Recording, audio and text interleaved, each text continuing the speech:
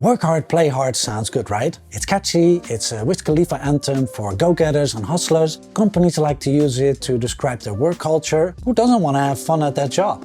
But as Mia McPherson pointed out in a LinkedIn post, one half of the work hard, play hard promise is true. And it's not the half you're hoping for. And people are starting to catch on. George Wilson tweeted, "We work hard and play hard equals we require 20 hours of unpaid overtime every week, but might have a free beer once a month." Some claim that it encourages work-life balance, but let's be real here. What it really communicates is this idea of doing everything at full blast. The only reason companies need to tell you they play hard is to sugarcoat the fact that you'll be so squeezed for time that you'll have to get most of your social interactions from that job. What if there were a more sustainable approach to work? One that takes into account that we work to live, not live to work. Now, don't get me wrong, there should be time for hard work, otherwise nothing will get done. And playful activities help build connection and camaraderie. The issue that I have with the work hard, play hard mantra is with the last word. It's not just play, it's play hard. Almost sounds like a movie title, doesn't it? The sequel of which would be...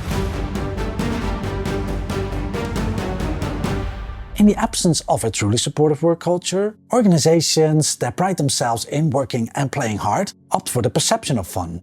But free happy hours don't make up for 70-hour work weeks. It's window dressing. To me, work hard, play hard conjures images of working late every night and going out regularly to party and get drunk, or spending a lot of money on material things to compensate for all the long hours. In 2007, the US Air Force even launched a campaign to change their informal motto "Work hard, play hard" to "Work hard, play smart," after observing that the slogan was used to rationalize destructive behavior like alcohol misuse and illicit drug use. When I was younger and more impressionable, work hard, play hard had a certain appeal to me.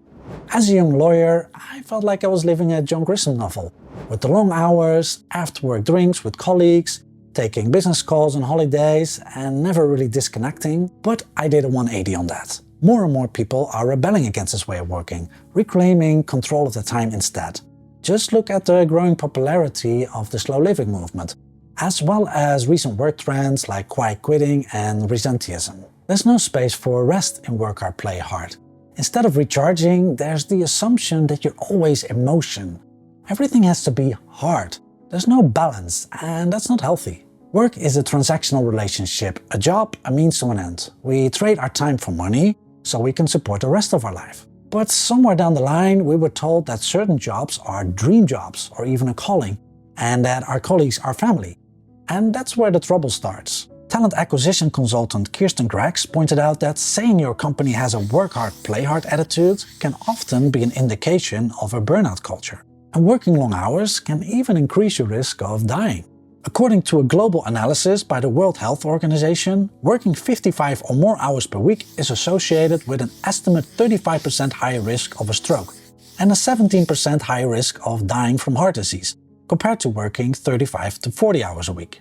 In my view, a better motto for companies to base their work culture on is work smart, rest well. If organizations truly value their employees' well-being, they would understand that we aren't designed to expend energy continuously. Rather, we're meant to be pulsing between spending and recovering energy. If our baseline from which we operate is balanced, we can accelerate when it's really needed and actually perform our best work. And now I have to recover my energy a little bit with a sip of coffee, so one sec. So good.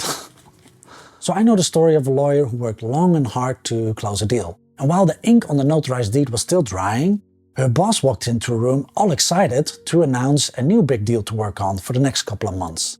When she heard that, her body started to shake, she suffered a severe burnout and ultimately left law. Now, I know that's an extreme example, but those are often best to illustrate a point, and that is, we are human beings, not robots, not productivity machines who live to work. It's like a rubber elastic band. If it's continuously stretched, it will vibrate with every touch and ultimately break. But if you alternate between stretching and releasing the pressure, it will last a lifetime. If you're someone who's looking for a job right now, watch out for job descriptions that include things like "we work hard, play hard," "must handle stress well," or "fast-paced environment." Those are red flags if you care about work-life balance. Instead of fixating on trying to get that dream job and drinking the company Kool-Aid, I recommend Cal Newport's approach of lifestyle-centric career planning. Construct an image in your head of your ideal future you, not just what you do for a living, but also where you live, your social life, family, your work-life balance, and then work backwards from there, letting that image guide your future career decisions. Prioritize your life first. Your work should fit into your life, not the other way around. If you're not convinced yet to work smart, rest well, you may be interested in what a notary taught me about slow living. He told me the story of how his wife got so frustrated with him being on his BlackBerry all the time during their holidays that she grabbed it out of his hands and dumped it in the water table that was on the jar. Can you imagine that? She must have been so frustrated. I did a separate video on that, which you can watch by clicking here. So thanks for watching this video. I hope you got something out of it, and I'd like to see you in the next video. Take care. Bye bye.